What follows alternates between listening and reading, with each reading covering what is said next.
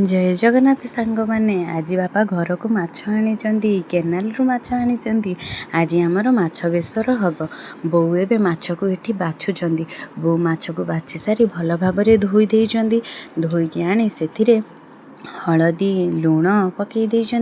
लुण हलदी पकई भल भाव माछ को गोलई पूरा माछ दिहरे भल भाव लुण हलदी को मिसई देनी सान बो को दे सान बो ए चुली रे कड़ई बसई तेल पकई तेल को पूरा ततेईकी रखी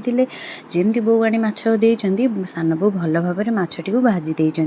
भाजी सारापर ये मसला सजड़ा जीरा सोरिष सुखिला लंका पियाज रसुण अदा बो ये आलू सीझेकी रखी मते कहले झील टिके सीझे आलू को टिकी टिकी करी काटी आनिलु मु आलू को काटिकी नहीं बो को देदेजी बो ए कड़ई रे तेल पकई फुटण पकई फुटणटी फुटी आसला बेलू से सीझे आलू को पकईदे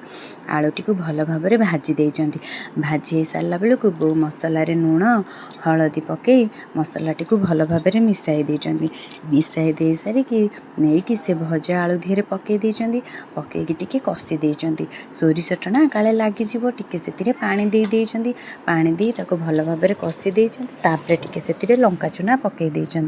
लंका चूना को पुणी भल भाव मसला दिहरे मिसई देइछन्ती बो ए बारिकी जाइतिले बारी रे आमर देसी धनिया पत्र होइतिला ना बो सेथिपई जाइतिले आनिबा पई बारी रे लंका मध्य होइतिला बो सेथिपई लंका धनिया पत्र नहीं आसिले धनिया पत्र आनी